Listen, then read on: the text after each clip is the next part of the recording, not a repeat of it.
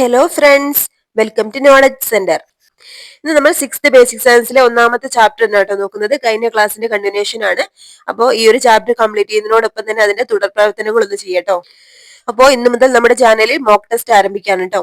2 ദിവസം മുന്നേ upload ചെയ്തിട്ടുണ്ടായിരുന്ന 6th social സയൻസിലെ chapter ആയിട്ട് ബന്ധപ്പെട്ടിട്ടുള്ള മോക്ക് ടെസ്റ്റ് ആയിരിക്കും ഇന്ന് അപ്ലോഡ് ചെയ്യട്ടോ. അപ്പോൾ എല്ലാവരും അറ്റൻഡ് ചെയ്യാൻ ശ്രമിക്കണേ. അതുപോലെ ആരെങ്കിലും സബ്സ്ക്രൈബ് ചെയ്യാതെ കാണുന്നുണ്ടെങ്കിൽ ഒന്ന് സബ്സ്ക്രൈബ് ചെയ്ത് സപ്പോർട്ട് ചെയ്യണം കേട്ടോ. അതുപോലെ നിങ്ങൾക്ക് ഈ ക്ലാസ് യൂസ്ഫുൾ ആവുന്നുണ്ടെങ്കിൽ ഒന്ന് ലൈക്ക് ചെയ്തേക്കണം കേട്ടോ. അതുപോലെ നിങ്ങളുടെ അഭിപ്രായങ്ങളും കമന്റ് ചെയ്യണേ. ഒന്നാമത്തെ ചാപ്റ്റർ ആയ ആഹാരത്തിലൂടെ ആരോഗ്യം എന്നുള്ള ചാപ്റ്റർ ആയിരുന്നു നമ്മൾ നോക്കിയിട്ടുണ്ടായിരുന്നത്. നമ്മൾ കഴിഞ്ഞ ക്ലാസ്സിന്റെ ലാസ്റ്റ് ഭാഗത്ത് ഈ ഒരു ടേബിൾ ആയിരുന്നു ഡിസ്കസ് ചെയ്തിട്ടുണ്ടായിരുന്നത്. പ്രധാനപ്പെട്ട ധാതുക്കളും അതടങ്ങിയിട്ടുള്ള ആഹാര പദാർത്ഥങ്ങളും പിന്നെ ആ ധാതുക്കളുടെ പ്രാധാന്യമാണ് നമ്മൾ ഡിസ്കസ് ചെയ്തിട്ടുണ്ടായിരുന്നത്. അപ്പൊ അയൺ എന്തായിരുന്നു? അയൺ ഇലക്കറികൾ, ശർക്കര, മത്സ്യം, കരൾ എന്നിവയിലാണ് കൂടുതലായിട്ട് അടങ്ങിയിട്ടുള്ളത്. എന്തായിരുന്നു അയൺ അല്ലെങ്കിൽ ഇരുമ്പിന്റെ പ്രാധാന്യം പറഞ്ഞത്? രക്തത്തിലെ ഹീമോഗ്ലോബിന്റെ നിർമ്മാണത്തിൽ പ്രധാന പങ്ക് വഹിക്കുന്നത് അയൺ ആണ്. അതുപോലെ കാൽസ്യം മുട്ട, പാൽ, ഇലക്കറികൾ, മത്സ്യം എന്നിവയിലാണ് അടങ്ങിയിട്ടുള്ളത്. എന്താണ് അതിന്റെ പ്രാധാന്യം? കാൽസ്യത്തിന്റെ പ്രാധാന്യം എല്ലുകളുടെയും പല്ലുകളുടെയും നിർമ്മാണത്തിനും രക്തം കട്ടപിടിക്കുന്നതിനും സഹായിക്കുന്നുണ്ട്. പിന്നെ അയഡിൻ ആണ് അല്ലെ. പിന്നെ അയഡിൻ എന്താണ്? കടൽ വിഭവങ്ങളിലാണ് കൂടുതലായിട്ടും അടങ്ങിയിട്ടുള്ളത്. അതുപോലെ എന്താണ്? തൈറോയ്ഡ് ഗ്രന്ഥിയുടെ പ്രവർത്തനത്തിനാണ് സഹായിക്കുന്നത്. താഴെ എന്താണ്? രക്തത്തിലെ ഹീമോഗ്ലോബിന്റെ നിർമ്മാണത്തിന് സഹായിക്കുന്ന ധാതു ഏതാണ്? നമ്മൾ ഇതിൽ കണ്ടു അല്ലെ, അയൺ ആണ് അല്ലെ. ഇത് ലഭിക്കാൻ ഏതൊക്കെ ഭക്ഷ്യവസ്തുക്കളാണ് ഉൾപ്പെടുത്തേണ്ടത്? ഇലക്കറികൾ ഉൾപ്പെടുത്തണം, ശർക്കര, മത്സ്യം, കരൾ എന്നിവ നമ്മുടെ ഭക്ഷണത്തിൽ ഉൾപ്പെടുത്തണം. അതുപോലെ കടൽ വിഭവങ്ങൾ കഴിക്കേണ്ടതിന് ആവശ്യകത എന്താണ്? നമ്മുടെ തൈറോയ്ഡ് ഗ്രന്ഥിയുടെ പ്രവർത്തനത്തിന് സഹായിക്കുന്നത് അയഡിൻ ആണ് അല്ലെ. അപ്പൊ അയഡിൻ അടങ്ങിയിട്ടുള്ള ഭക്ഷ്യവിഭവം എന്താണ്? കടൽ വിഭവങ്ങളിലാണ് അടങ്ങിയിട്ടുള്ളത്. ഇനി അടുത്തതായിട്ട് അധിക വായനക്ക് എന്ന് പറഞ്ഞ് ഹീമോഗ്ലോബിനെ പറ്റി ഒരു ബോക്സ് തന്നിട്ടുണ്ട്. ചുവന്ന രക്താണുക്കളിൽ കാണപ്പെടുന്ന വർണ്ണ വസ്തുവാണ് ഹീമോഗ്ലോബിൻ. ഇവ രക്തത്തിന് ചുവപ്പ് നിറം നൽകുന്നു. അപ്പോ ചുവന്ന രക്താണുക്കളിൽ കാണപ്പെടുന്ന വർണ്ണവസ്തുവാണ് ഹീമോഗ്ലോബിൻ. ഇവ രക്തത്തിന് ചുവപ്പ് നിറം നൽകുന്നു. രക്തത്തിലെത്തുന്ന ഓക്സിജനെ കോശങ്ങളിൽ എത്തിക്കുന്നതും അവിടെ നിന്ന് കാർബൺ ഡൈ ഓക്സൈഡിനെ തിരിച്ചു കൊണ്ടുപോകുന്നതും ഹീമോഗ്ലോബിൻ ആണ്. രക്തത്തിൽ ഹീമോഗ്ലോബിൻ കുറയുന്ന അവസ്ഥയാണ് അനീമിയ. അപ്പൊ ചുവന്ന രക്താണുക്കളിൽ കാണപ്പെടുന്ന വർണ്ണവസ്തുവാണ് ഹീമോഗ്ലോബിൻ. ഹീമോഗ്ലോബിന്റെ ധർമ്മം എന്തൊക്കെയാണ്? രക്തത്തിന് ചുവപ്പ് നിറം നൽകുന്നുണ്ട്. അതുപോലെ രക്തത്തിലെത്തുന്ന ഓക്സിജനെ കോശങ്ങളിൽ എത്തിക്കുന്നതും അവിടെ നിന്ന് കാർബൺ ഡൈ ഓക്സൈഡിനെ തിരിച്ചു കൊണ്ടുപോകുന്നതും ഹീമോഗ്ലോബിൻ ആണ്. ഇമ്പോർട്ടന്റ് ആണ് കേട്ടോ. എന്തൊക്കെയാണ് പറഞ്ഞിട്ടുള്ളത്? രക്തത്തിൽ എത്തുന്ന ഓക്സിജനെ കോശങ്ങളിൽ എത്തിക്കുന്നതും അവിടെ നിന്ന് കാർബൺ ഡൈ ഓക്സൈഡിനെ തിരിച്ചു കൊണ്ടുപോകുന്നതും ഹീമോഗ്ലോബിൻ ആണ്. രക്തത്തിൽ ഹീമോഗ്ലോബിൻ കുറയുന്ന അവസ്ഥയാണ് അനീമിയ. ഓക്കെ, ഇമ്പോർട്ടന്റ് ആണ് കേട്ടോ, നോട്ട് ചെയ്യാം. അടുത്ത ഹെഡിംഗ് ആണ് അപര്യാപ്തത രോഗങ്ങൾ, ഡെഫിഷ്യൻസി ഡിസീസസ്. വിറ്റാമിനുകളും ധാതുക്കളും കുറഞ്ഞ അളവിൽ മാത്രമേ ശരീരത്തിന് ആവശ്യമുള്ളൂ. എങ്കിലും വേണ്ടത്ര അളവിൽ അവ ലഭ്യമായില്ലെങ്കിൽ അതുമായി ബന്ധപ്പെട്ട അപര്യാപ്തത രോഗങ്ങൾ ഉണ്ടാകുന്നു. പ്രോട്ടീന്റെ അളവ് കുറയുമ്പോൾ ഉണ്ടാകുന്ന അപര്യാപ്തത രോഗങ്ങൾ നിങ്ങൾ നേരത്തെ മനസ്സിലാക്കിയിട്ടുണ്ടല്ലോ. ഏതൊക്കെയായിരുന്നു പ്രോട്ടീന്റെ കുറവ് മൂലം ഉണ്ടാകുന്ന അപര്യാപ്തത രോഗങ്ങൾ? നമ്മൾ പറഞ്ഞിട്ടുണ്ടായിരുന്നു ക്യാഷിയോർക്കറും മരാസ്മസും അല്ലെ. അപ്പോ വിറ്റാമിനുകളുടെ അഭാവം മൂലം ഉണ്ടാകുന്ന രോഗങ്ങളാണ് ഇനി ഇവിടെ കൊടുത്തിട്ടുള്ളത്. ഏതൊക്കെയാണെന്ന് നോക്കാം. വിറ്റാമിൻ എന്റെ അപര്യാപ്തത രോഗമാണ് നിശാന്തത. അടുത്തത് വിറ്റാമിൻ ബി ആണ്. ഗ്ലോസിറ്റിസ് എന്ന് പറഞ്ഞാൽ എന്താണ്? നാവ് വീക്കവും നാവിലെ തൊലി ഇളകുന്ന അവസ്ഥയാണ് ഗ്ലോസിറ്റിസ്. വായ്പുണ്ണ്, ഇത് വിറ്റാമിൻ ബിയുടെ കുറവ് മൂലം ഉണ്ടാകുന്ന കേട്ടോ. ഏതൊക്കെ പേര് മുന്നോട്ട് കേട്ടോ. ഗ്ലോസിറ്റിസ് എന്ന് പറഞ്ഞാൽ എന്താണ്? നാവ് വീക്കവും നാവിലെ തൊലി ഇളകുന്ന അവസ്ഥയും അല്ലെങ്കിൽ അതുപോലെ തന്നെ വായ്പുണ്ണും, ഇത് വിറ്റാമിൻ ബിയുടെ കുറവ് മൂലം കേട്ടോ. ഗ്ലോസിറ്റിസ് വിറ്റാമിൻ ബിയുടെ കുറവ് മൂലമാണ്. അടുത്തത് വിറ്റാമിൻ സി ആണ്. മോണയിൽ നിന്നുള്ള രക്തസ്രാവം അല്ലെങ്കിൽ സ്കർവി എന്ന് പറയും. അത് വിറ്റാമിൻ സിയുടെ കുറവ് മൂലം ഉണ്ടാകുന്ന രോഗമാണ്. വിറ്റാമിൻ ഡിയുടെ കുറവ് മൂലം ഉണ്ടാകുന്ന രോഗമാണ് കണ. വിറ്റാമിൻ ഡിയുടെ കുറവ് മൂലം ഉണ്ടാകുന്ന രോഗമാണ് കണ അല്ലെങ്കിൽ റിക്കറ്റ്സ്. ഇത് വന്നിട്ടുള്ള അവസ്ഥ എന്റെ ഒരു ചിത്രമാണ് ഇവിടെ കൊടുത്തിട്ടുള്ളത്. അപ്പൊ വിറ്റാമിൻ എ ഏതാണ്? നിശാന്തതാണ്. വിറ്റാമിൻ ബിയുടെ കുറവ് മൂലം ഗ്ലോസിറ്റിസ്, അതുപോലെ തന്നെ വായ്പുണ്ണ്. വിറ്റാമിൻ സിയുടെ കുറവ് മൂലം മോണയിൽ നിന്നുള്ള രക്തസ്രാവം അല്ലെങ്കിൽ സ്കർവിയാണ്. വിറ്റാമിൻ ഡിയുടെ കുറവ് മൂലം കണ അല്ലെങ്കിൽ റിക്കറ്റ്സ്. പിന്നെ ഇവിടെ കുറച്ച് ക്വസ്റ്റ്യൻ ആണ് ഇതിനെ സംബന്ധിച്ച് കൊടുത്തിട്ടുള്ളത്. ഏത് വിറ്റാമിന്റെ അഭാവം മൂലമാണ് സ്കർവി ഉണ്ടാകുന്നത്? വിറ്റാമിൻ സി അല്ലെ. അതുപോലെ നിങ്ങളുടെ വീട്ടിൽ ആർക്കെങ്കിലും വായ്പുണ്ണ് വന്നാൽ അവരുടെ ഭക്ഷണത്തിൽ ഏതൊക്കെ ഭക്ഷ്യവസ്തുക്കൾ ഉൾപ്പെടുത്താൻ നിങ്ങൾ നിർദ്ദേശിക്കും? അപ്പൊ വിറ്റാമിൻ ബി അടങ്ങിയിട്ടുള്ള ഭക്ഷണ പദാർത്ഥങ്ങൾ കഴിക്കണം അല്ലെ. അപ്പൊ ഏത് വിറ്റാമിന്റെ കുറവാണ് നിശാന്തതയ്ക്ക് കാരണം? വിറ്റാമിൻ എ ആണ്. ഏത് വിറ്റാമിന്റെ അഭാവം മൂലമാണ് കണ ഉണ്ടാകുന്നത്? വിറ്റാമിൻ ഡിയുടെ കുറവ് മൂലമാണ് കണ അല്ലെങ്കിൽ റിക്കറ്റ്സ് ഉണ്ടാവുന്നത് കേട്ടോ. കണയുടെ മറ്റൊരു പേരാണ് റിക്കറ്റ്സ്. ഇനി ഇവിടെ ഒരു ബോക്സ് കൊടുത്തിട്ടുള്ളതാണ് നിശാന്തത അല്ലെങ്കിൽ നൈറ്റ് ബ്ലൈൻഡ്നെസ്. ഇരുട്ടിലും മങ്ങിയ വെളിച്ചത്തിലും അനുഭവപ്പെടുന്ന കാഴ്ചക്കുറവാണ് നിശാന്തത. നിശാന്തതയുള്ള വ്യക്തികൾക്ക് പകലും രാത്രിയിൽ നല്ല വെളിച്ചത്തിലും കാഴ്ചയ്ക്ക് യാതൊരു തകരാറും ഉണ്ടായിരിക്കില്ല. അപ്പൊ നിശാന്തത എന്താണ്? ഇരുട്ടിലും മങ്ങിയ വെളിച്ചത്തിലും ആട്ടോ. മങ്ങിയ വെളിച്ചത്തിലും അനുഭവപ്പെടുന്ന കാഴ്ചക്കുറവാണ് നിശാന്തത. നിശാന്തതയുള്ള വ്യക്തികൾക്ക് എന്താണ്? പകലും രാത്രിയിൽ നല്ല വെളിച്ചത്തിലും കാഴ്ചയ്ക്ക് യാതൊരു തകരാറും ഉണ്ടായിരിക്കില്ല. ഇപ്പൊ ഇരുട്ടിലും മങ്ങിയ വെളിച്ചത്തിലും ബുദ്ധിമുട്ടുണ്ടാവും ട്ടോ. അടുത്തത് ധാതുക്കളുടെ അഭാവം മൂലം ഉണ്ടാകുന്ന അപര്യാപ്തത രോഗങ്ങളാണ് ഇനി ഇവിടെ കൊടുത്തിട്ടുള്ളത്. ഏതൊക്കെയാണ് ധാതുക്കൾ കൊടുത്തത്? അയൺ, അയഡിൻ, കാൽസ്യം അല്ലെ. അയണിന്റെ കുറവ് മൂലം ഉണ്ടാകുന്ന രോഗമാണ് അനീമിയ അല്ലെങ്കിൽ വിളർച്ച, നമ്മൾ പറഞ്ഞിട്ടുണ്ടായിരുന്നു. അയഡിന്റെ കുറവ് മൂലം ഗോയിറ്റർ, കാൽസ്യത്തിന്റെ കുറവ് മൂലം ഏതാണ്? ഓസ്റ്റിയോപോറോസിസ് ആണ് ട്ടോ. ഓസ്റ്റിയോപൊറോസിസ്. അപ്പോൾ എന്താണ് ഇത്? ഇമ്പോർട്ടന്റ് ആണ്. കാൽസ്യത്തിന്റെ കുറവ് മൂലം ഉണ്ടാകുന്ന അപര്യാപ്തത രോഗമാണ് ഓസ്റ്റിയോപോറോസിസ്. ഓസ്റ്റിയോപൊറോസിസ് ഇമ്പോർട്ടന്റ് ആണ്, നോട്ട് ചെയ്യട്ടോ. അയണിന്റെ അഭാവം മൂലം ഉണ്ടാകുന്ന രോഗാവസ്ഥയാണ് അനീമിയ അല്ലെങ്കിൽ വിളർച്ച. ഗോയിറ്റർ രോഗം ഉണ്ടാകാതിരിക്കാൻ നമ്മൾക്ക് ഉൾപ്പെടുത്തേണ്ട ആഹാര വസ്തുക്കൾ ഏതൊക്കെയാണ് നമ്മൾ പറഞ്ഞിട്ടുണ്ടായിരുന്നു. കടൽ വിഭവങ്ങളിലാണ് അയഡിൻ അടങ്ങിയിട്ടുള്ളതെന്ന്. അപ്പൊ കടൽ വിഭവങ്ങൾ കഴിക്കണം. ഓസ്റ്റിയോപോറോസിസ് ഉണ്ടാകാതിരിക്കാൻ ഏതൊക്കെ തരം ഭക്ഷ്യവസ്തുക്കൾ നമ്മൾ ആഹാരത്തിൽ ഉൾപ്പെടുത്തണം? കാൽസ്യം അടങ്ങിയിട്ടുള്ള ഭക്ഷണ പദാർത്ഥങ്ങൾ കഴിക്കണം അല്ലെ. അപ്പൊ എന്തിനാണ് സ്കൂളിൽ അയൺ ഗുളിക വിതരണം ചെയ്യുന്നതെന്ന് ചോദിച്ചിട്ടുണ്ട്. അയണിന്റെ കുറവ് നികത്താനാണ് അല്ലെ. ഇനി ഇവിടെ ഓസ്റ്റിയോപോറോസിസിനെയും ഗോയിറ്ററിനെയും കുറിച്ച് കൊടുത്തിട്ടുണ്ട്. ഓസ്റ്റിയോപൊറോസിസ് അസ്ഥികളിലെ ധാതുക്കളുടെ സാന്ദ്രത കുറയുന്നത് മൂലം എല്ലുകളുടെ കട്ടി കുറഞ്ഞ് ദുർബലമാകുന്ന അവസ്ഥയാണ് ഓസ്റ്റിയോപൊറോസിസ്. അല്ലെങ്കിൽ അസ്ഥിക്ഷയം, എല്ലുകളുടെ ബലക്ഷയം, പൊട്ടൽ എന്നിവയ്ക്ക് ഇത് കാരണമാകുന്നു. ഓസ്റ്റിയോപൊറോസിസ് നമ്മൾ പറഞ്ഞു കാൽസ്യത്തിന്റെ കുറവ് മൂലം ഉണ്ടാകുന്ന രോഗമാണ് അല്ലെ. അസ്ഥികളിലെ ധാതുക്കളുടെ സാന്ദ്രത കുറയുന്നത് മൂലം എല്ലുകളുടെ കട്ടി കുറഞ്ഞ് ദുർബലമാകുന്ന അവസ്ഥ കേട്ടോ. എന്താണ്? അസ്ഥികളിലെ ധാതുക്കളുടെ സാന്ദ്രത കുറയുന്നത് മൂലം. ഏതായിരുന്നു? കാൽസ്യത്തിന്റെ കുറവ് മൂലം എന്താണ്? എല്ലുകളുടെ കട്ടി കുറഞ്ഞ് ദുർബലമാകുന്ന അവസ്ഥയാണ് ഓസ്റ്റിയോപോറോസിസ് അല്ലെങ്കിൽ അസ്ഥിക്ഷയം. എല്ലുകളുടെ ബലക്ഷയം, പൊട്ടൽ എന്നിവയ്ക്ക് ഇത് കാരണമാകുന്നു. എന്താണ്? എല്ലുകളുടെ ബലക്ഷയം, പൊട്ടൽ എന്നിവയ്ക്ക് കാരണമാകുന്നത് ഓസ്റ്റിയോപൊറോസിസ് ആട്ടോ. അപ്പൊ ഗോയിറ്റർ ആണ് അടുത്തത്. ഗോയിറ്റർ എന്താണ്? നാം കഴിക്കുന്ന ഭക്ഷണത്തിൽ അയഡിന്റെ അഭാവം മൂലം തൊണ്ടയിലെ തൈറോയിഡ് ഗ്രന്ഥി വലുതാകുന്ന അവസ്ഥയാണ് സിമ്പിൾ ഗോയിറ്റർ അല്ലെങ്കിൽ തൊണ്ടമുഴ. തൈറോയിഡ് ഗ്രന്ഥിയുടെ ഹോർമോൺ ഉൽപാദനത്തിന് അയഡിൻ ആവശ്യമാണ്. എന്താ പറഞ്ഞിട്ടുള്ളത്? നാം കഴിക്കുന്ന ഭക്ഷണത്തിൽ അയഡിന്റെ അഭാവം മൂലം തൊണ്ടയിലെ തൈറോയിഡ് ഗ്രന്ഥി വലുതാകുന്ന അവസ്ഥയാണ് സിമ്പിൾ ഗോയിറ്റർ അല്ലെങ്കിൽ തൊണ്ടമുഴ. അപ്പോൾ തൈറോയിഡ് ഗ്രന്ഥിയുടെ ഹോർമോൺ ഉൽപാദനത്തിന് അയഡിൻ ആവശ്യമാണ്. അപ്പൊ അത് കുറയുമ്പോഴാണ് ഈ ഒരു സിമ്പിൾ ഗോയിറ്റർ അല്ലെങ്കിൽ തൊണ്ടമുഴ ഈ ഒരു അവസ്ഥക്ക് കാരണമാകുന്നത്. എന്താണ്? അയഡിന്റെ അഭാവമാണ് കേട്ടോ. അടുത്ത ഹെഡിങ് ആണ് പോഷകേതര ഘടകങ്ങൾ. പോഷക ഘടകങ്ങളെ പോലെ തന്നെ പ്രധാനപ്പെട്ട മറ്റു ചില ഘടകങ്ങളും നമ്മുടെ ആരോഗ്യത്തിന് ആവശ്യമാണ്. അപ്പോൾ വാഴപ്പിണ്ടിയുടെ ചിത്രമൊക്കെ ഇവിടെ കൊടുത്തിട്ടുണ്ട്. വാഴപ്പിണ്ടി മുറിച്ചു നോക്കി അവയിലെ നാരുകൾ നിരീക്ഷിക്കൂ. നാരുകളുള്ള മറ്റേതെല്ലാം ഭക്ഷണ സാധനങ്ങൾ നിങ്ങൾക്കറിയാം? ആഹാരത്തിൽ നാരുകൾ ഉൾപ്പെടുത്തേണ്ടതിന്റെ ആവശ്യകത എന്താണെന്നൊക്കെ കുറച്ച് ക്വസ്റ്റ്യൻസ് ആണ് ഇവിടെ ചോദിച്ചിട്ടുള്ളത്. അതിന്റെ ആൻസർ ഇന്ന് താഴോട്ട് പറയുന്നുണ്ട്. നാരുകൾ അല്ലെങ്കിൽ ഫൈബേഴ്സ് സസ്യാഹാരത്തിലൂടെ ലഭിക്കുന്നതും ശരീരത്തിന് ദഹിപ്പിക്കാൻ കഴിയാത്തതുമായ സെല്ലുലോസ് ആണ് നാരുകൾ. നാരുകൾ പോഷക ഘടകമല്ല. എങ്കിലും ദഹനം, വൻകുടലിലൂടെ വിസർജ്യ വസ്തുക്കളുടെ പുറന്തള്ളൽ എന്നിവ സുഗമമാക്കുന്നത് നാരുകളാണ്. തവിടടങ്ങിയ ധാന്യങ്ങൾ, ഇലക്കറികൾ, പച്ചക്കറികൾ, വാഴയുടെ പിണ്ടി, വാഴക്കൂമ്പ് തുടങ്ങിയവയിൽ ധാരാളം നാരുകൾ അടങ്ങിയിരിക്കുന്നു.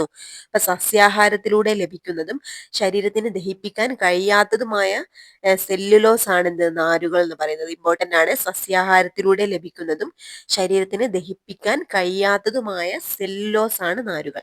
നാരുകൾ പോഷക ഘടകമല്ല. അപ്പൊ ഇമ്പോർട്ടന്റ് ആണ്. നാരുകൾ പോഷക ഘടകമല്ല. ഇതൊക്കെ സ്റ്റേറ്റ്മെന്റ് ആയിട്ട് ചോദിക്കാൻ സാധ്യതയുണ്ട്. നാരുകൾ പോഷക ഘടകമല്ല. എങ്കിലും ദഹനം, വൻകുടലിലൂടെ വിസർജ്യ വസ്തുക്കളുടെ പുറന്തള്ളൽ എന്നിവ സുഗമമാക്കുന്നത് നാരുകളാണ്. തവിടടങ്ങിയ ധാന്യങ്ങൾ, ഇലക്കറികൾ, പച്ചക്കറികൾ, വാഴയുടെ പിണ്ടി, വാഴക്കൂമ്പ് തുടങ്ങിയവയിൽ ധാരാളം നാരുകൾ അടങ്ങിയിരിക്കുന്നു. എന്തിലൊക്കെയാണ്? തവിടടങ്ങിയ ധാന്യങ്ങളിൽ അടങ്ങിയിട്ടുണ്ട്, ഇലക്കറികളിലുണ്ട്, പച്ചക്കറികൾ, വാഴയുടെ പിണ്ടി, വാഴക്കൂമ്പ് തുടങ്ങിയവയിൽ ധാരാളം നാരുകൾ അടങ്ങിയിരിക്കുന്നു. ഇനി ഇവിടെ മാമ്പഴത്തിന്റെയും മാമ്പഴ ജ്യൂസിന്റെയും ചിത്രം കൊടുത്തിട്ടുണ്ട്. മാമ്പഴ കഷ്ണങ്ങളും അരിച്ചെടുത്ത മാമ്പഴ ജ്യൂസും ശ്രദ്ധിച്ചില്ലേ? ഏതിലാണ് കൂടുതൽ നാരുകൾ ഉണ്ടാവുക? നമുക്കറിയാലേ, മാമ്പഴത്തിലായി. മാമ്പഴ ജ്യൂസ് ആവുമ്പോൾ എന്താണ്? നാരുകളൊക്കെ കുറെ എന്താണ്? അത് അരഞ്ഞു പോലെ. അപ്പൊ ഇനി മുതൽ മാമ്പഴം, ഓറഞ്ച്, ആപ്പിൾ തുടങ്ങിയ പഴവർഗ്ഗങ്ങൾ ജ്യൂസ് രൂപത്തിലാക്കാതെ കഴിക്കാൻ ശ്രദ്ധിക്കുമല്ലോ. അപ്പൊ നാരുകൾ കൂടുതൽ ഏതിലാണ്? മാമ്പഴത്തിലാണ്. മാമ്പഴ ജ്യൂസ് ആവുമ്പോഴേക്കും എന്താണ്? നാരുകളൊക്കെ കുറയും. അടുത്ത ഹെഡിങ് ആണ് ജലം. നമ്മുടെ ശരീരത്തിന്റെ ഏതാണ്ട് 70% ജലമാണെന്ന് നിങ്ങൾക്കറിയാമല്ലോ. ദഹനം, രക്തചംക്രമണം, വിസർജനം തുടങ്ങിയ വിവിധ ശാരീരിക പ്രവർത്തനങ്ങൾക്ക് ജലം ആവശ്യമാണ്. മൂത്രം, വിയർപ്പ് മുതലായവയിലൂടെ ശരീരത്തിൽ നിന്നും ജലനഷ്ടം ഉണ്ടാകുന്നു. അതിനാൽ ധാരാളം ശുദ്ധജലം കുടിക്കണം. കുട്ടികൾ ഒരു ദിവസം 10 മുതൽ 12 ഗ്ലാസ് വരെ വെള്ളം കുടിക്കേണ്ടതുണ്ട്. തക്കാളി, വെള്ളരി, തണ്ണിമത്തൻ തുടങ്ങിയ പച്ചക്കറികളിൽ ധാരാളം ജലം അടങ്ങിയിരിക്കുന്നു. ഇവയും ഭക്ഷണത്തിൽ ഉൾപ്പെടുത്തണം. അപ്പൊ എന്താണ്, നമ്മുടെ ശരീരത്തിന് ഏതാണ്ട് 70% ജലമാണ് കേട്ടോ. 70% ജലമാണ്. അപ്പൊ എന്താണ്, ദഹനം, രക്തചംക്രമണം, വിസർജനം തുടങ്ങിയ വിവിധ ശാരീരിക പ്രവർത്തനങ്ങൾക്ക് ജലം ആവശ്യമാണ്. മൂത്രം, വിയർപ്പ് മുതലായവയിലൂടെ ശരീരത്തിൽ നിന്ന് ജലനഷ്ടം ഉണ്ടാകുന്നു. അപ്പൊ കുട്ടികൾ ഒരു ദിവസം എത്ര ഗ്ലാസ് വെള്ളം കുടിക്കണമെന്നാണ് പറഞ്ഞിട്ടുള്ളത്? 10 മുതൽ 12 ഗ്ലാസ് വരെ വെള്ളം കുടിക്കേണ്ടതുണ്ട്. അതുപോലെ തക്കാളി, വെള്ളരി, തണ്ണിമത്തൻ തുടങ്ങിയ പച്ചക്കറികളിൽ ധാരാളം ജലം അടങ്ങിയിരിക്കുന്നു. അതുകൊണ്ട് തന്നെ ഇവയും നമ്മൾ ഭക്ഷണത്തിൽ ഉൾപ്പെടുത്തണം. അടുത്തത് സമീകൃത ആഹാരം അല്ലെങ്കിൽ ബാലൻസ്ഡ് ഡയറ്റ് ആണ് കേട്ടോ. ആരോഗ്യം നിലനിർത്തുന്നതിന് നിശ്ചിത അളവിൽ പ്രോട്ടീൻ, കാർബോഹൈഡ്രേറ്റ്, കൊഴുപ്പ്, വിറ്റാമിനുകൾ, ധാതുക്കൾ എന്നിവ അടങ്ങിയിരിക്കുന്ന ഭക്ഷണക്രമമാണ് നാം ശീലിക്കേണ്ടത്. എന്തൊക്കെയാണ്? നിശ്ചിത അളവിൽ പ്രോട്ടീന്, കാർബോഹൈഡ്രേറ്റ്, കൊഴുപ്പ്, വിറ്റാമിനുകൾ, ധാതുക്കൾ കേട്ടോ.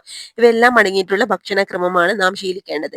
ഇത്തരത്തിലുള്ള ഭക്ഷണക്രമമാണ് സമീകൃതാഹാരം. അപ്പൊ സമീകൃതാഹാരം എന്ന് പറഞ്ഞാൽ എന്തൊക്കെ അടങ്ങിയിട്ടുള്ളതാണ്? ഒരു നിശ്ചിത അളവിൽ പ്രോട്ടീന്, കാർബോഹൈഡ്രേറ്റ്, കൊഴുപ്പ്, വിറ്റാമിനുകൾ, ധാതുക്കൾ കേട്ടോ. അപ്പൊ ഇതാണ് സമീകൃത ആഹാരം. ഇനി എന്താണ്? മതിയായ എല്ലാ പോഷക ഘടകങ്ങളും മതിയായ തോതിൽ അടങ്ങിയിട്ടുള്ള ഏതെങ്കിലും ഒരു ഭക്ഷണ പദാർത്ഥം ഉണ്ടോ എന്ന് ചോദിക്കുന്നുണ്ട്. ഒരു ഭക്ഷ്യവസ്തുവിലെ പോഷക ഘടകങ്ങളിൽ ഉണ്ടാവുന്ന കുറവ് മറ്റൊരു ഭക്ഷണത്തിലൂടെയല്ല നാം നികത്തുന്നത്. അങ്ങനെയെങ്കിൽ നാം കഴിക്കുന്ന ഭക്ഷണം വൈവിധ്യമുള്ളതായിരിക്കേണ്ടേ? ഇനി ഇവിടെ അടുത്തതായിട്ട് എന്റെ ഫുഡ് പ്ലേറ്റ് എന്ന് കൊടുത്തിട്ടുണ്ട്. നാം ചർച്ച ചെയ്ത പോഷക ഘടകങ്ങളിൽ ഒരു ഘടകവും ഒഴിവാക്കാൻ കഴിയില്ല എന്ന് മനസ്സിലായില്ലേ? എല്ലാ പോഷക ഘടകങ്ങളും ഉൾപ്പെടുത്തിയിട്ടുള്ള ഒരു മാതൃകയാണ് ഇവിടെ കൊടുത്തിട്ടുള്ളത് ചിത്രത്തിൽ. ഒരു ദിവസം നാം കഴിക്കേണ്ട ഭക്ഷ്യവസ്തുക്കളുടെ അളവുകളാണ് കൊടുത്തിട്ടുള്ളത്. എന്തൊക്കെയാണ്? പച്ചക്കറികൾ അല്ലെ, പച്ചക്കറികൾ എത്ര ഗ്രാമാണ് ഒരു ദിവസം നമ്മൾ കഴിക്കേണ്ടത്? 400 ഗ്രാം പച്ചക്കറികൾ കഴിക്കണം. അതുപോലെ എന്താണ്, പഴങ്ങൾ 100 ഗ്രാം, പയറുവർഗ്ഗങ്ങൾ, മുട്ട, മത്സ്യം, മാംസം എല്ലാം കൂടി 85 ഗ്രാം ആണ് കഴിക്കേണ്ടത്. പാല് അല്ലെങ്കിൽ തൈര് 300 ml കഴിക്കണം. അണ്ടിപ്പരിപ്പുകൾ, വിത്തുകൾ, നട്ട്സുകൾ നമ്മൾ 30 ഗ്രാം കഴിക്കണം. അതുപോലെ കൊഴുപ്പ് 27 ഗ്രാം ആണ്. ധാന്യങ്ങൾ 260 ഗ്രാം ആണ്. അപ്പോ ഒന്നുകൂടി നോക്കാം. പച്ചക്കറികൾ 400 ഗ്രാം ആണ്. അതുപോലെ പഴങ്ങൾ 100 ഗ്രാം ഉൾപ്പെടുത്തണം. പയറുവർഗ്ഗങ്ങൾ, മുട്ട, മത്സ്യം, മാംസം എല്ലാം കൂടെ 85 ഗ്രാം. പാല് അല്ലെങ്കിൽ തൈര് 300 ml കഴിക്കണം. അതുപോലെ അണ്ടിപ്പരിപ്പുകൾ, വിത്തുകൾ എല്ലാം കൂടെ 30 ഗ്രാം ആണ്. കൊഴുപ്പുകൾ 27 ഗ്രാം, ധാന്യങ്ങൾ 260 ഗ്രാം. ഇതിൽ നിന്നാണ് കൊഴുപ്പുകളാണ് നമ്മൾ ഏറ്റവും കുറവ് കഴിക്കേണ്ടത്. കൊഴുപ്പുകളാണ് അല്ലെ, ഭക്ഷണത്തിൽ കൊഴുപ്പുകളാണ് ഏറ്റവും കുറവ് ഉൾപ്പെടുത്തേണ്ടത്. ഏറ്റവും കൂടുതൽ ഉൾപ്പെടുത്തേണ്ടത് എന്താണ്? പച്ചക്കറികളാണെന്ന് മനസ്സിലാക്കാം അല്ലെ.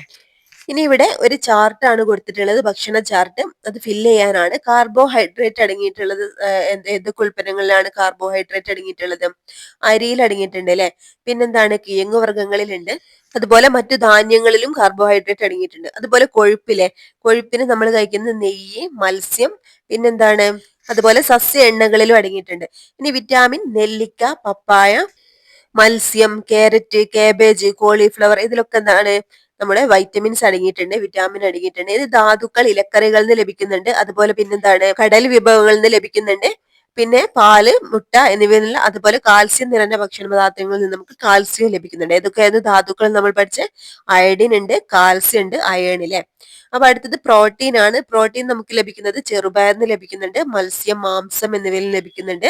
പിന്നെ അതുപോലെ പിന്നെന്താണ്? പയർ വർഗ്ഗങ്ങളിൽ നിന്നും പ്രോട്ടീൻ ലഭിക്കുന്നത്. അതുപോലെ മുട്ട, പാൽ എന്നിവയിൽ നിന്നൊക്കെ പ്രോട്ടീൻ ലഭിക്കുന്നുണ്ട്. ഇനി ഇവിടെ ഒരു ബോക്സിലായിട്ട് കൊടുത്തിട്ടുള്ളതാണ് കലോറി.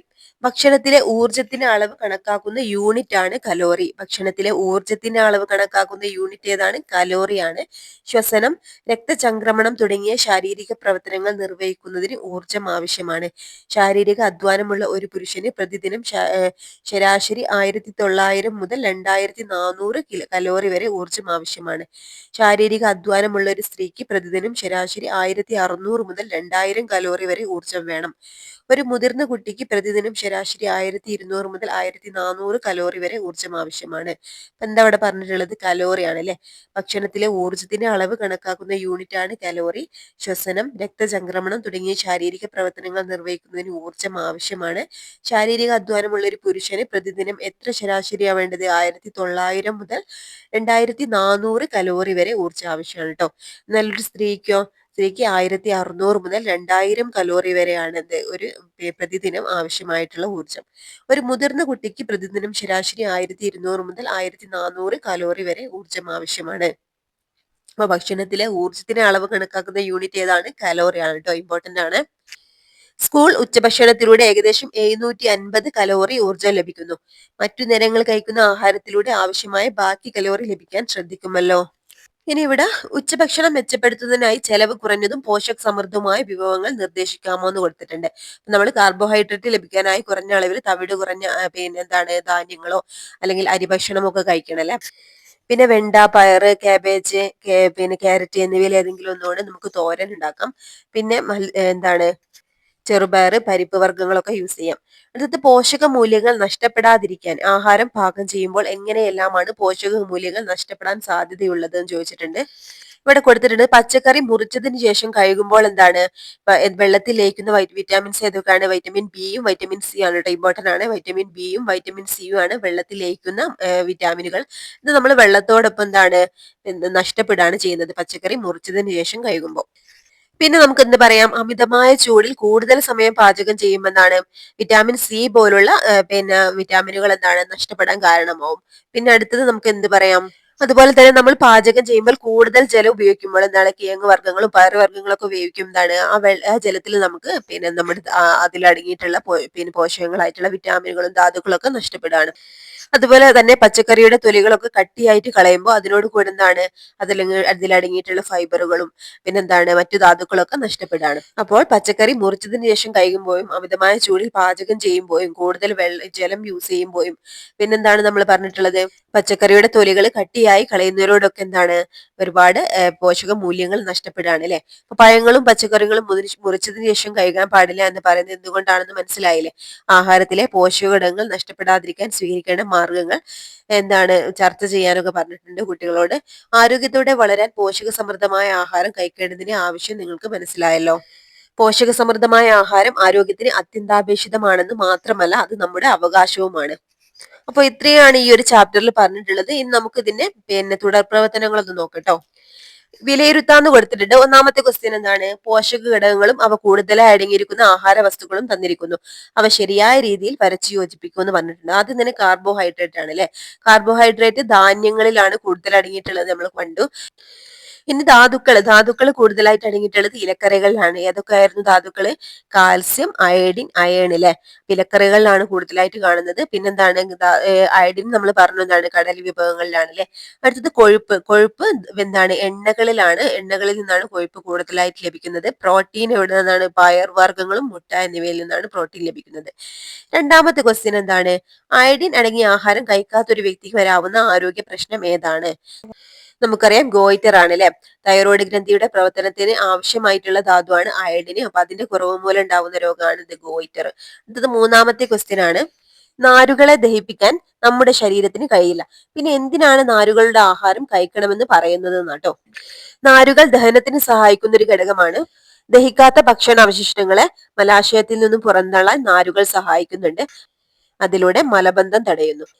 അടുത്തത് നാലാമത്തെ ക്വസ്റ്റ്യൻ ആണ്. പല്ലിന്റെ ആരോഗ്യത്തിന് ഏത് പോഷക ഘടകമാണ് വേണ്ടത്? ഈ പോഷക ഘടകം നമുക്ക് ഏതൊക്കെ ആഹാര വസ്തുക്കളിൽ നിന്ന് ലഭിക്കും? പല്ലിന്റെ ആരോഗ്യത്തിന് ഏത് പോഷക ഘടകമാണ് വേണ്ടത്? നമ്മൾ പഠിച്ചത് പല്ലിന്റെയും എല്ലിന്റെയും ആരോഗ്യം കാൽസ്യം ആണ് അല്ലെ. അപ്പൊ കാൽസ്യം അടങ്ങിയിട്ടുള്ള ഭക്ഷണ പദാർത്ഥങ്ങളാണ് നമ്മൾ കഴിക്കേണ്ടത്. പാലുൽപ്പന്നങ്ങൾ, അതുപോലെ പച്ചക്കറികൾ, ഇലക്കറികൾ, ചെറുമീനുകൾ, ഇവയിലൊക്കെ കാൽസ്യം ധാരാളം അടങ്ങിയിട്ടുണ്ട്. പിന്നെ അടുത്തത് അഞ്ചാമത്തെ ക്വസ്റ്റ്യൻ ആണ്. ടീച്ചർ ഇന്ന് അയൺ ഗുളിക തന്നു, പക്ഷെ ഞാനത് കഴിച്ചില്ല. അരുണ പറയുന്നതിനോട് നിങ്ങൾ യോജിക്കുന്നുണ്ടോ? എന്തുകൊണ്ട്? യോജിക്കുന്നില്ല. കാരണം എന്താണ്? അയൺ ഗുളികകൾ വിദ്യാർത്ഥികൾക്ക് അല്ലെ പെൺകുട്ടികൾക്ക് പ്രത്യേകിച്ച് പെൺകുട്ടികൾക്ക് വിളർച്ചയൊക്കെ തടയുന്നതിനാണ് കൊടുക്കുന്നത്. ശരീരത്തിൽ ആവശ്യത്തിന് ആരോഗ്യകരമായ ചുവന്ന രക്താണുക്കൾ ഇല്ലാത്ത അവസ്ഥയാണ് വിളർച്ച എന്ന് പറഞ്ഞാൽ. രക്തമുണ്ടാവുന്നതിന് അയൺ അത്യാവശ്യമാണ്. അതുകൊണ്ട് നിർദ്ദേശിച്ച ഗുളികകൾ അതുപോലെ കഴിക്കേണ്ടത് അത്യാവശ്യമാണ്. നിർദ്ദേശിച്ച പ്രകാരം ഗുളിക കഴിക്കാത്തത് ഒരുപാട് ആരോഗ്യ പ്രശ്നങ്ങൾക്ക് കാരണമാകും. ക്ഷീണം, ബലഹീനത, പ്രതിരോധ ശേഷി ഇതിനൊക്കെ ഇവ ബാധിക്കും കേട്ടോ. അപ്പൊ അടുത്ത ക്വസ്റ്റ്യൻ എന്താണ്? ആറാമത്തെ ക്വസ്റ്റ്യൻ. വിറ്റാമിനുകളും ധാതുക്കളും നമ്മുടെ ശരീരത്തിന് കുറഞ്ഞ അളവിലല്ലേ ആവശ്യമുള്ളൂ. അതിന് അളവടങ്ങിയിട്ടുള്ള ഭക്ഷ്യവസ്തുക്കൾ ആഹാരത്തിൽ കുറച്ചു മാത്രം ഉൾപ്പെടുത്തിയാൽ മതി. ഒരു കുട്ടിയുടെ അഭിപ്രായമാണിത്. ഇതിനോട് നിങ്ങൾ യോജിക്കുന്നുണ്ടോ? എന്തുകൊണ്ട്? യോജിക്കുന്നില്ലല്ലേ. വിറ്റാമിനുകളും ധാതുക്കളും കുറഞ്ഞ അളവിലെ ആവശ്യമുള്ളൂ എങ്കിലും ഇത് ശരീരത്തിന്റെ മതിയായ പ്രവർത്തനത്തിന് അത്യാവശ്യമാണ് കേട്ടോ. ഇതിന്റെ കുറവ് ഗുരുതരമായിട്ടുള്ള പോഷകാഹാര കുറവിനും അതുപോലെ തന്നെ മറ്റു രോഗങ്ങൾക്കൊക്കെ കാരണമാവും, അപര്യാപ്തത രോഗങ്ങൾക്കൊക്കെ കാരണമാവും. രോഗങ്ങളെ പ്രതിരോധിക്കാനും അതുപോലെ തന്നെ എന്താണ് ആരോഗ്യത്തോടെ ഇരിക്കാനും ഇത് അത്യാവശ്യമാണ്. അപ്പൊ ഇത്രയായിരുന്നു ക്വസ്റ്റ്യൻസ്. അപ്പൊ നമ്മൾ ചാപ്റ്റർ നോക്കി അതിലുള്ള പ്രവർത്തനങ്ങളൊക്കെ ഒന്ന് നോക്കിയില്ലേ. അപ്പൊ ഈ ഒരു ക്ലാസ് നിങ്ങൾക്ക് യൂസ്ഫുൾ ആയിട്ടുണ്ടെങ്കിൽ ഒന്ന് ലൈക്ക് ചെയ്തേക്കണം കേട്ടോ. അതുപോലെ നിങ്ങളുടെ അഭിപ്രായങ്ങളൊന്ന് കമന്റ് ചെയ്യണേ. അതുപോലെ മോക്ക് ടെസ്റ്റ് അപ്ലോഡ് ചെയ്യുന്നുണ്ട്. പിന്നെ പാഠഭാഗം കറക്റ്റ് ആയിട്ട് പഠിച്ചെന്താണ് മോക്ക് ടെസ്റ്റ് അറ്റൻഡ് ചെയ്യാൻ ശ്രമിക്കണം കേട്ടോ. മാർക്സ് ഒക്കെ നിങ്ങൾ പിന്നെ പറയണം കേട്ടോ, കമന്റിലൂടെ പറയണേ. Okay friends, thank you.